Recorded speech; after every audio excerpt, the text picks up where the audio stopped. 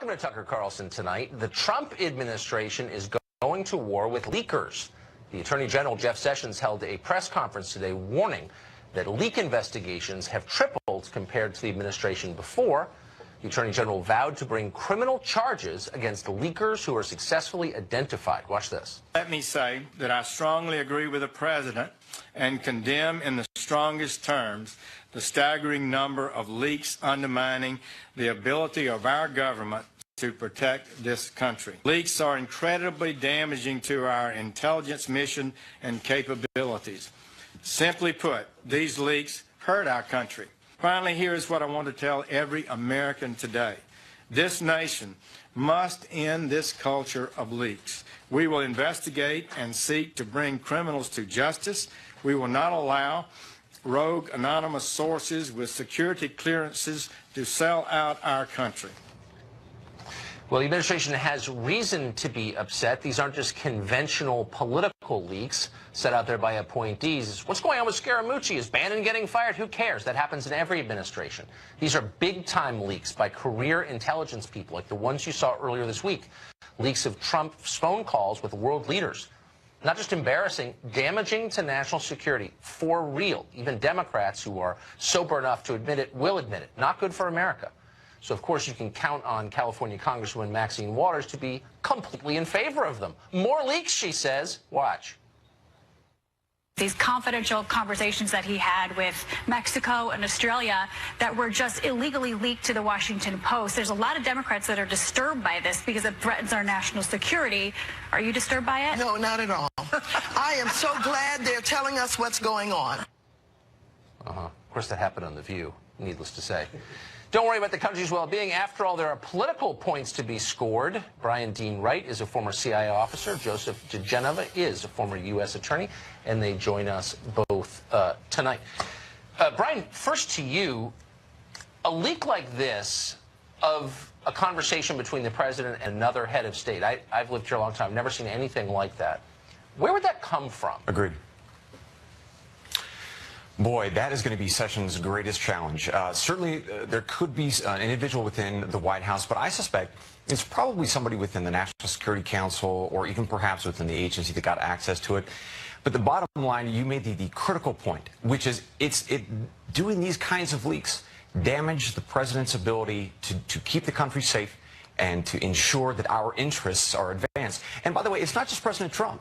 It's going to be future presidents who are going to step into that chair, into that Oval Office, and have that challenge of world leaders who want to talk to the president about something very difficult, very sensitive, but are going to be worried about, is it going to leak? Am I going to be damaged by this politically? That's why these kinds of leaks matter.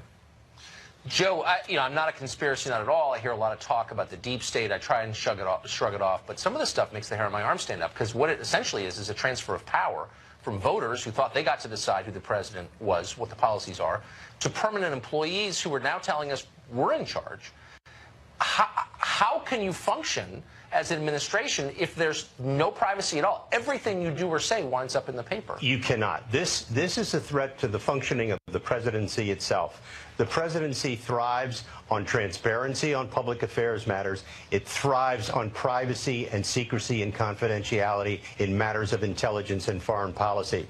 What I find fascinating about this is that this is a continuum of the deep state rebellion by civil servants inside the government and political operatives of the last administration who left. That's why what's necessary are a couple of very big, very strong in terrorem grand juries with subpoenas to a bunch of people who had access to this information. Believe me, you can find out who did this if you really want to.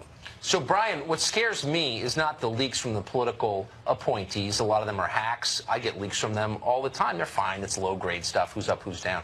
But you never think that the permanent employees, people like you worked in a federal agency, would become this political, in effect. When you worked over at CIA, was that common? No, incredibly rare. Look, the vast majority of the CIA, NSA officers, so that low-level, middle-tier folks who are working out in the field, working at Langley, they're doing God's work. It would not have been something coming from those folks. This is coming from, as your guest noted, from more high-level individuals who have served either in the previous administration or may even be serving in this current administration that just have access to grind. They do it because of reasons of ego or pride, right? They want to be seen as important, you know, so they get in front of folks like Washington Post or New York Times, and they spread this stuff because of a desire to be known, to be important. So I agree that again, with your previous guest, that we have got to focus on getting a very high-profile, very clear prosecution of these folks to send a shiver through the spines of folks at Langley, at the National Security Council, and in fact at NSA to say this has to stop. Yeah, because they have too much power. I mean, they have a lot of power, and if you can't trust them, then it becomes dangerous. Joe, I see some of this as ideological. I'm sure some of these people, just like talking to Washington Post reporters, a lot of them seem to hate the president's Russia policy because they hate Iran, and Russia and Iran are allied in Syria. Voters voted for that Russia policy. Like, he was really open about it.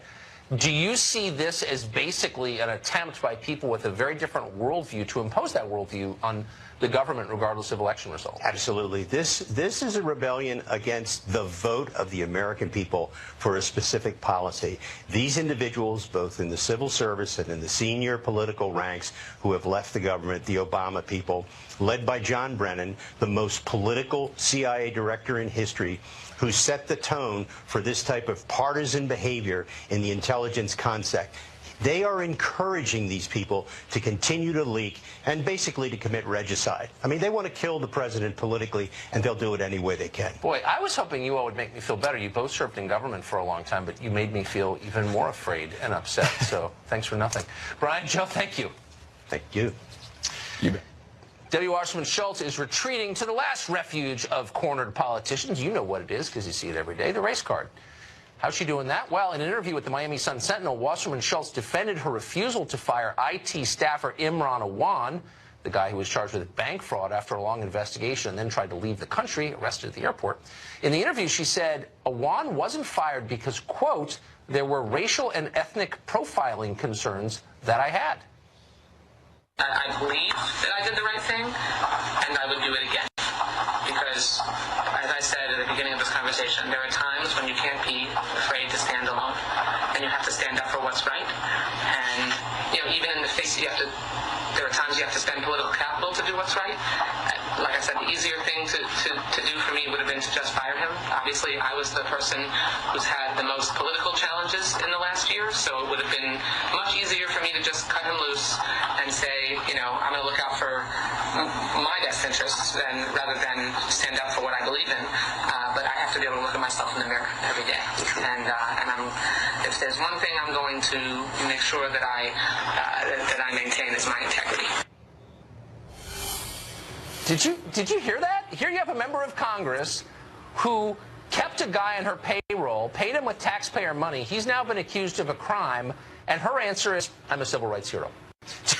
Unbelievable. Jen Kearns has been closely following this story, and she joins us now. So, Jen, the excuse from Wasserman Schultz is, you know, there was basically racial profiling going on. And I got to admit, I don't know a lot about this. Is there a national problem with Islamophobia aimed at Muslim IT consultants? Is there some kind of pogrom I wasn't aware of? No, Tucker, but you know, there is a problem with Democrats and their continued hypocrisy on cases like this, pulling the race card, pointing their finger at the Republican Party, including the president, accusing him of foreign intervention in our nation's activities, when they themselves had a fox in their own in-house, a foreign-born IT agent who's been proven to have breached the House Intelligence Committee mainframe, who breached the House Foreign Affairs mainframe. And this is a congresswoman who I think it's awfully bold that she's fighting back in this way. This is a woman who looked the other way while these potential crimes were being committed. But this is also someone who I think has some criminal negligence responsibility here that is quite unbecoming of a Congress member. If you look, wait, okay, so stop right there. I just want to be, I mean, look, I am willing to believe anything about this story. I don't think I really understand it at this point. But where would her behavior turn criminal specifically? Well, you know, this is one of those stories, Tucker, where the more you learn, the more outrageous it becomes. So not only was she aware and notified of law enforcement of their breaches of IT security, she actually prevented the U.S. Capitol Police from looking at a laptop that had been hidden away in a crevice in an old house building in Washington, D.C. That is obstruction of justice, if I've ever heard it. You look at other things. So the Capitol Police never got a hold of that laptop? They ended up doing so, but she put up an awfully hard fight in order for them to get their hands on that, and in fact reprimanded the U.S. Capitol Police and said that there might be some retribution for that.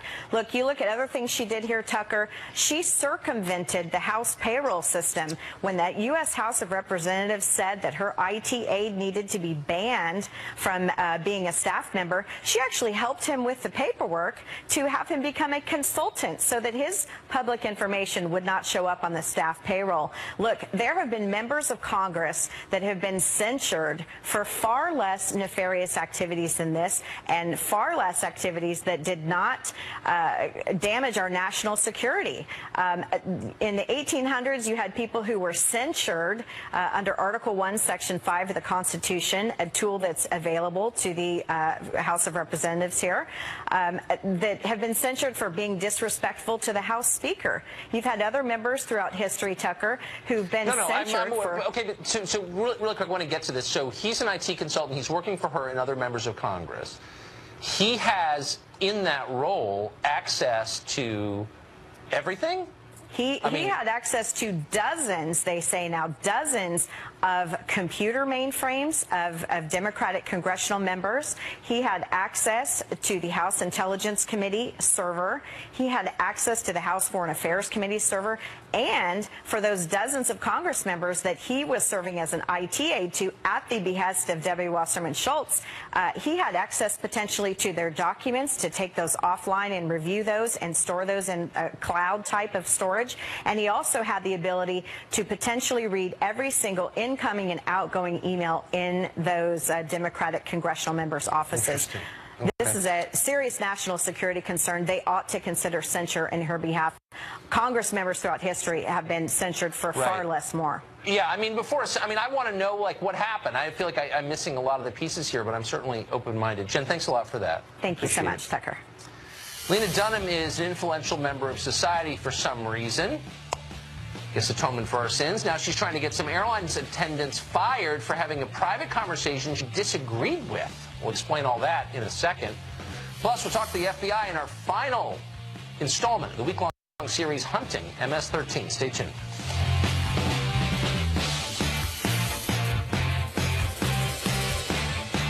Tucker Carlson. MSNBC's Chris Matthews is very upset about Russia. Not insulting the guy, just noting very upset. So upset that he is transcending the bonds of reason and entering the rarefied realm of metaphysics. He's becoming a mystic. Following the news that Special Counsel Robert Mueller had impaneled the grand jury for his investigation, Matthews had this to say. As Donald Trump wallows in West Virginia applause, the reckoning with Special Counsel Robert Mueller advances. Nothing that happens out on the political stump, not the one-liners, not the tired old shots at Hillary and the media and the capital city he calls the swamp, will wash away the tracks Mueller and his bloodhounds are onto. I recall a bit of graffiti from the days of Richard Nixon's downfall. Watergate is India, it warned, pointing to its mysteries and darkened side streets. We now know what looms now before us in all its vastness. Russia itself. It's mysteries and darkened side streets. What does that mean exactly? We have literally no idea. We're trying, but we don't know. Maybe you know. Tweet us answers at Tucker Carlson on Twitter. Well, Lena Dunham is back in the news because we are all sinful creatures who deserve punishment from the Almighty, hence her. Yesterday, the star of Girls tweeted at American Airlines saying their employees had engaged in the most wicked of sins, transphobia. Dunham tweeted, quote, "Not going to call out the airline who delayed because bleep happens, but I did just overhear 2 American Airlines flight attendants having a transphobic talk. At this moment in history, we should be teaching our employees about love and inclusivity." Assuming that's a word. That was the worst part of this night, close quote. Well, the airline quickly responded, quote, "Your comments have us concerned. Please meet us in DMS with your record locator and details. So far, it's not clear if the attendants have been identified or if they will be punished or even if Lena Dunham was flying on American Airlines or anything, but here we have it. The interesting story, Brian Claypool is the civil rights attorney who supports the tweets that Lena Dunham sent out. He joins us tonight. So I'm not just asking these questions because I'm opposed to Lena Dunham on principle, though obviously I am, but because I think it's a really interesting question. So she's alleging she's walking through the airline terminal and she hears two people having a private conversation. And she says they said this. Two female flight attendants talking about how trans kids are a trend, they'd never accept a trans child, and transness is gross. Now, whatever, you can agree or disagree with those sentiments, but they're not plotting to kill anyone. And so the question is, should you lose your job over having a private conversation where you express views like that? And you say, yes, you should? Well, Tucker, I'm not sure I say that they should lose their job, but I think what Lena Dunham was trying to accomplish is to raise awareness within one of the big airlines in the world. This is a common carrier. This is a personal service business. This isn't like me driving out of a parking structure and giving my ticket to a ticket guy and paying him. So she's concerned that this might be something that emanates throughout American Airlines. So she's now using social media to raise awareness. And guess what? That statement you just posted, the statement you posted proves that American Airlines is taking this seriously. Well, I'm sure they're intimidated because she's. But hold on, back up. American Airlines didn't make this statement. This was two private individuals talking between one another, walking through an airport, and she happened to overhear it. And so I guess my question to you is, should American Airlines not allow its employees to have these opinions? Should they crack down on people who have these opinions? Is that what you're really arguing? Oh, absolutely. I believe that. I mean, we live in a civilized society. We need more social acceptance. If somebody, no, I know, but wait, hold on. They run an airline. And so should they ask all of their hundreds of thousands of employees, quote, do you find transness gross? Is that, like, should they really have that level of control over the opinions of their employees? Are you being serious?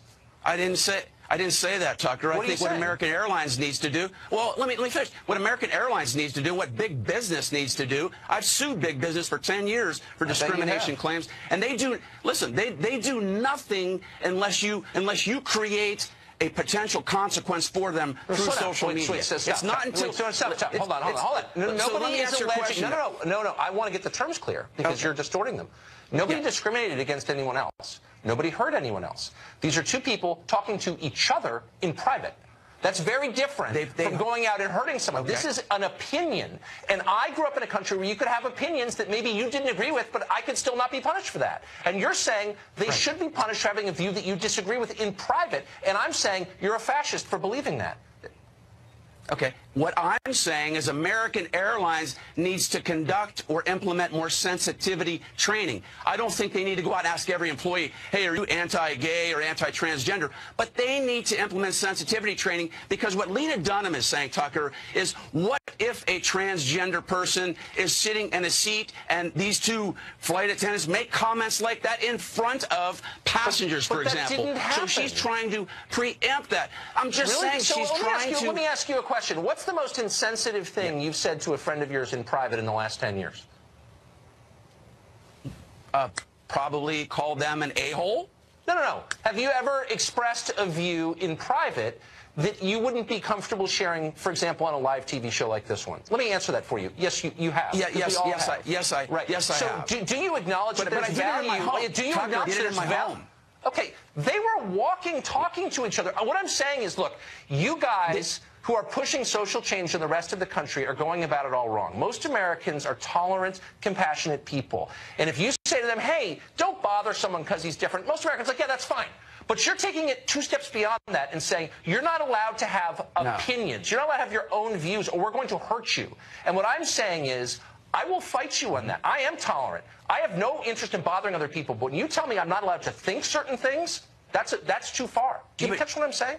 Yeah, but Yeah, I get what you're saying, Tucker, but here's two problems with that. Number one, these comments weren't made in your living room or my living room. And number two, you don't work for American Airlines. So these comments were made in an airport. Company. I can have, if I'm talking to my brother in a private way, I'm allowed to have heterodox views. This is America, man. Like, Tucker, what are you arguing exactly? If you had a transgender, let me ask you a question then. If you had a transgender daughter and you were flying American Airlines and you had heard that a couple of their flight attendants think that transgenders are a bunch of garbage or whatever they said, messy people, they didn't say you don't think that would strike... Listen, you don't think that would strike a chord in your body and you want to see some change in that airline? I walk through airports. Slow down. I walk through airports and people call me names. I'm on television. People don't like me. Hey, go F yourself, whatever. Okay, I don't like it, but I'm not trying to get anybody fired over it. And by the way, that's happened in front of my kids. I'm not whining. I'm just saying people disagree with each other. That's okay, Brian. You don't have to crush them. Do you get it? I don't think she's trying to crush them. Yes, she is. Tucker. Yes, she is, and so are you. I don't think... No, I'm not trying to crush them. I'm trying to raise social awareness and social acceptance within big multi-billion-dollar companies, and that's all she's trying to do. What you're doing is raising awareness of your real goals, which is to control people's opinions, and I just think that's wrong. So, and it has nothing to do with trans people. It has to do with the freedom to believe what you want to believe. Brian, thank you for coming on tonight. Austin Fletcher is becoming a legend online. He operates a YouTube channel where he interviews protesters to find out how much they really know about the things they're protesting. You can imagine the results. Here's an example. Racism, constantly. Where are you seeing racism? On television. Anywhere, really. Like, what has he done that's racist, I'm saying? I don't know. Do you think Trump is racist? Well, I know that. Against who? Says, let's make America white again. But what about in the 90s when Jesse Jackson gave him an award for being a champion to the black community? Hey.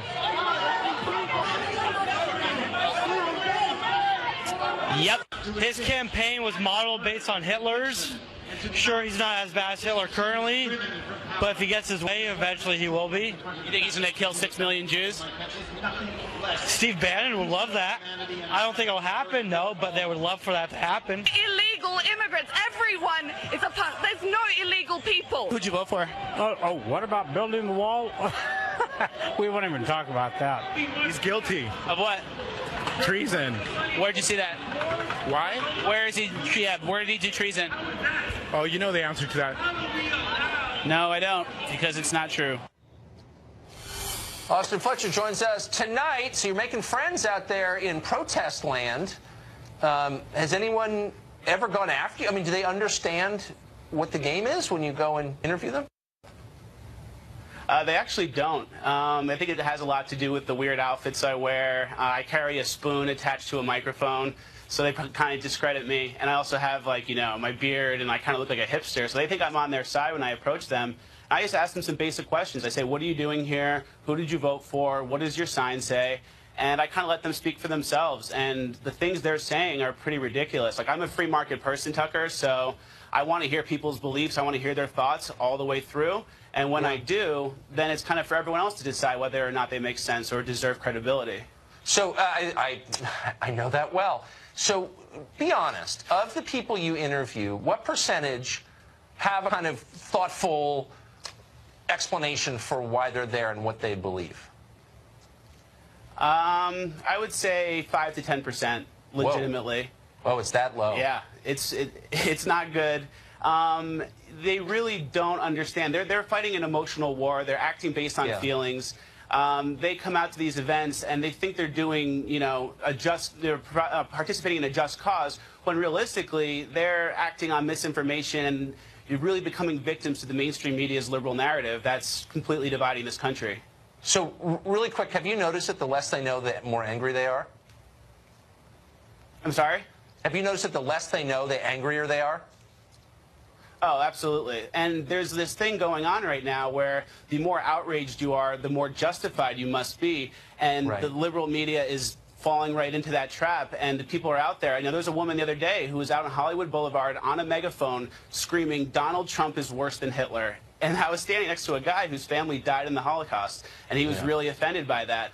But, you know, they get credibility. She must be a very good person to be that angry. Yeah, it makes me never want to be angry again. Austin, thank you for coming on. Good to see you. Thanks for having me, Tucker. Democratic leaders are trying to assure voters that pro-lifers are still welcome in the Democratic Party. A coalition of progressives says, no, actually, they're not.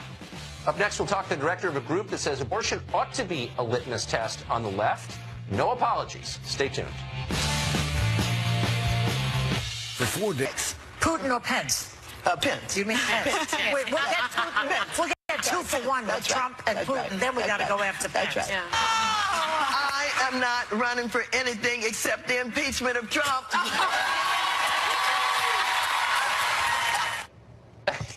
You worry for the Republicans sometimes. Putin, Pence, anyone with the name P. I mean, even the real crazies haven't accused Pence of committing any crime, but forget that.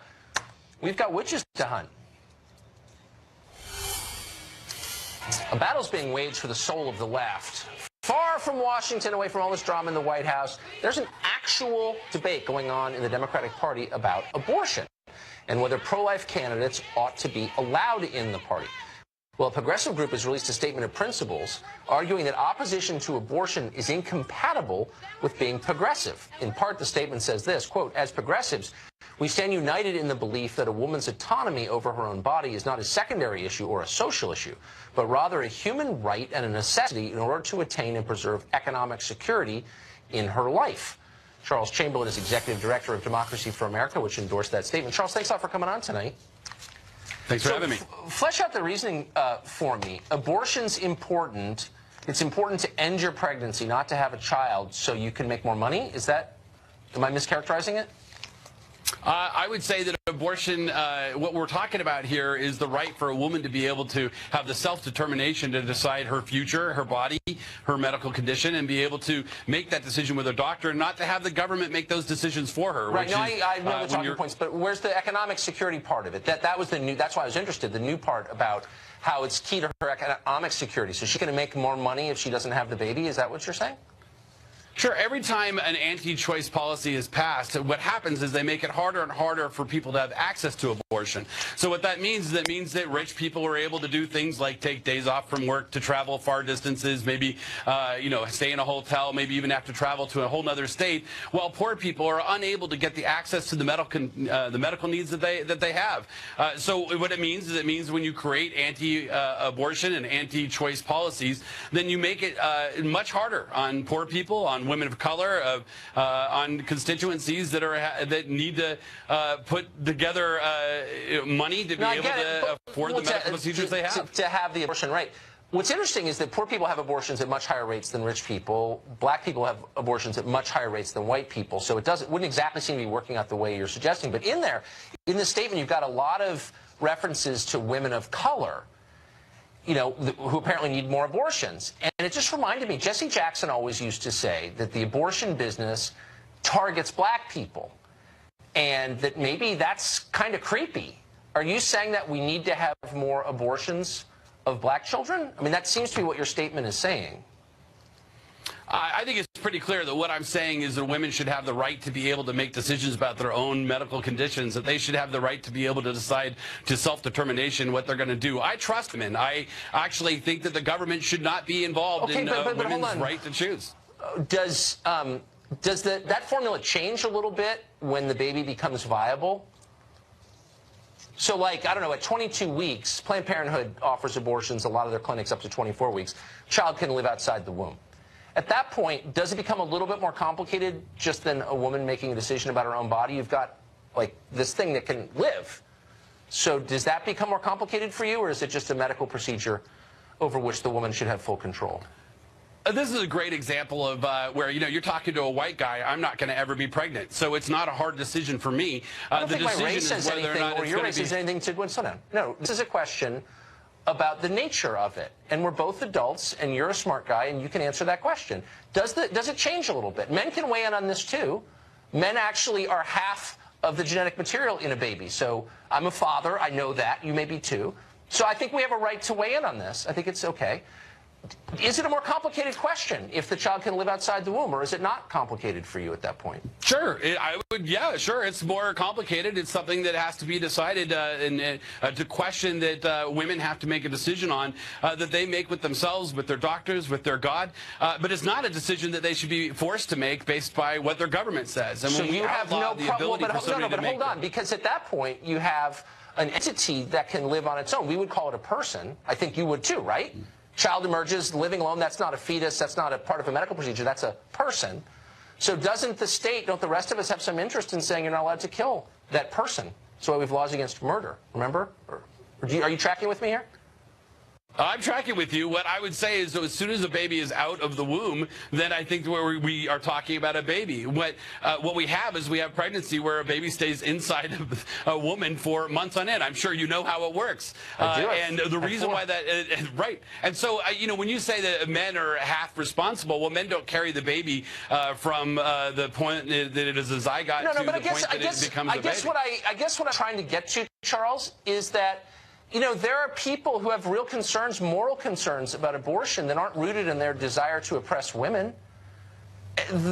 These are real questions. And when you spew mindless propaganda about choice and medical procedures and blah, blah, blah, blah, blah, it kind of blurs what is a really important question, like, do you have the right to take a life? Do you see that at all? I think what you're confusing is the question of who has the right to make decisions about their own lives. So you're saying it's okay. So, but you concede that it's the taking of a life at that stage. If the child can live outside the womb, that's killing. Would you just concede that, or are you going to pretend it's not?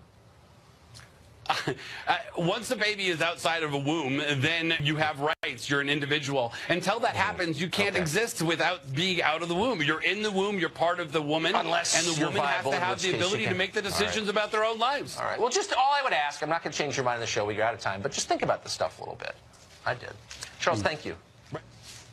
FBI is working frantically to contain the gang MS-13. One of the Bureau's agents will tell us what obstacles they face in the final installment of our week-long series, Hunting MS-13. That's next. At Panera, a salad is so much more violence it commits, the ease with which it infiltrates the U.S. border with Mexico. Tonight, in the final installment of our week-long series, MS-13, we learn more about the gang's deeds from a former member, ask an FBI agent about the challenge of reining in this gang. Watch. The gang, the MS-13, has grown to be a very structured, well-organized, and violent criminal organization. An MS clica in the United States can easily now coordinate activities with a clica here in El Salvador.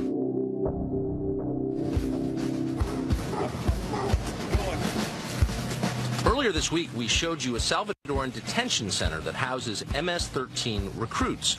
Most of these men are young, many are violent, almost all of them are poor.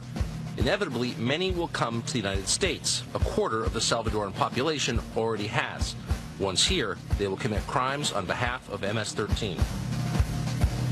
A former MS-13 gang member told us more about the gang and its connection to the United States. How hard is it for an MS-13 gang member to get into the United States? It's easy. Do they get into the United States legally or illegally? Illegally. The homeboys, the MS-13 homeboys in the United States, they will wait for him at a certain point. They will pay people to bring him over, and they will come and pick him up. So they find him and he stays there. What can the U.S. government do to fight against MS-13? What they can do is they must grab the Mexican contacts. They must cut off the communication. So Mexico is the key? Part of it. It's part of it. And also the communication. MS-13 gang members here in El Salvador, they must not have forward communication. An agent with the FBI's anti-gang task force told us firsthand about the challenges they face. So it's very challenge. Obviously, we partner with Mexican authorities, and we partner with other federal agencies in the United States to be able to prevent gang members from entering illegally to the United States. It is a continuous effort. A number of people we've spoken to, including a former MS-13 gang member, have said Mexico is a huge part of the problem. Once they get from El Salvador to Mexico, they're virtually assured passage into the United States illegally. Is the Mexican government cooperating in trying to end this? Well, I think Mexico is helping some. They don't see it as their problem primarily. Yep. They're entering our country illegally. The president has said we're going to end this and create a lawful system that serves our national interests, that we can be proud of, that serves the interest of our nation. Of course, be sure to stay on top of the fight against that gang's infiltration into the United States. It matters. Up next, our final exam.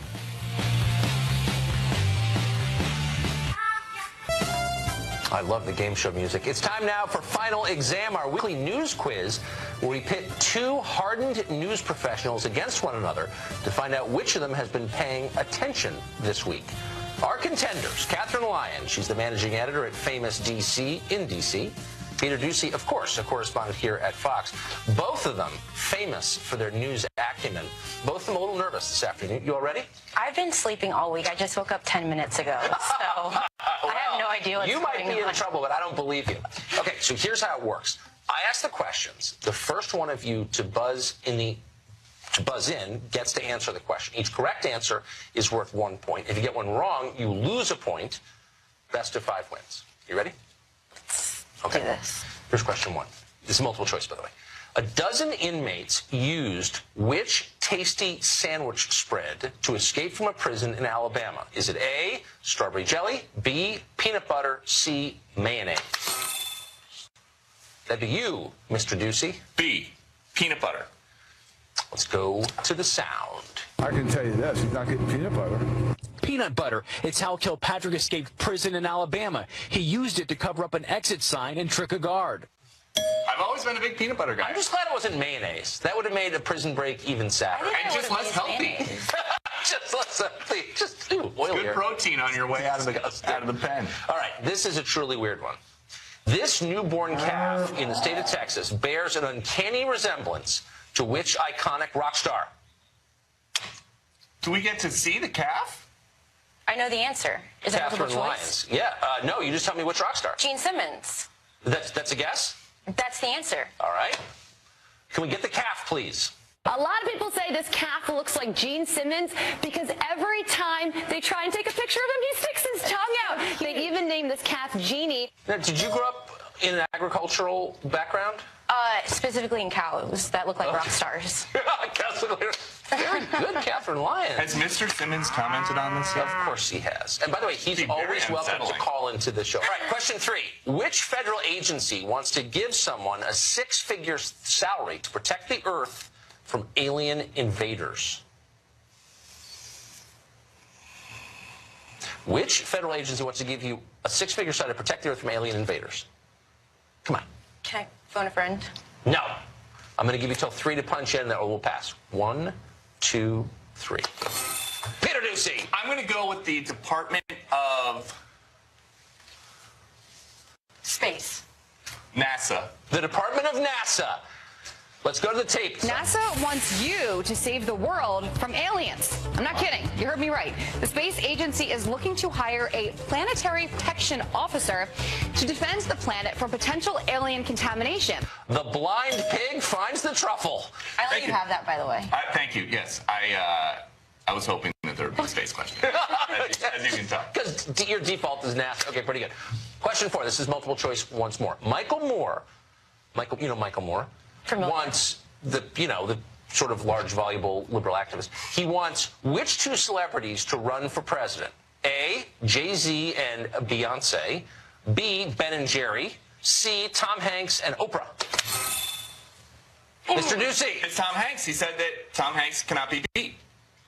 Tom Hanks would get every vote, he says. All right. Let's check the tape. Is Peter Ducey right? Who wouldn't vote for Tom Hanks for president of the United States? Come on.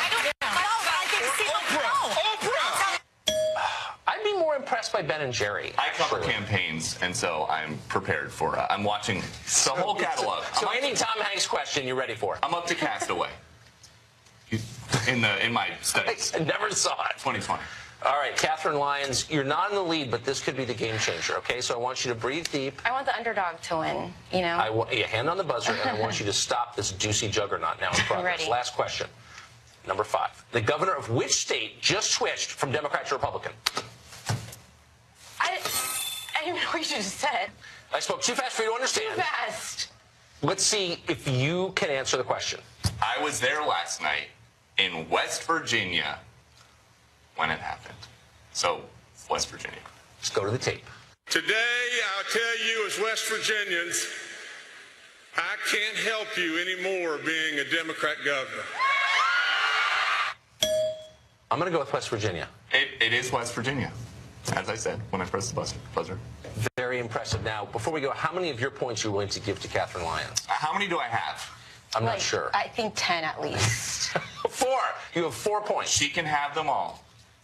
Can I have a participation? Yeah, you get a participation trophy. Thank you. Catherine Lyons, That's all I want. you're great. That's all I want. I didn't realize and you're very smart enough on the news. Tucker Carlson final exam was all about redistributing wealth. It's pretty good. I'm a bit of a socialist when it comes to game shows. Thank you both. Thank you. Follow the news closely. Another final exam next week. We'll be right back.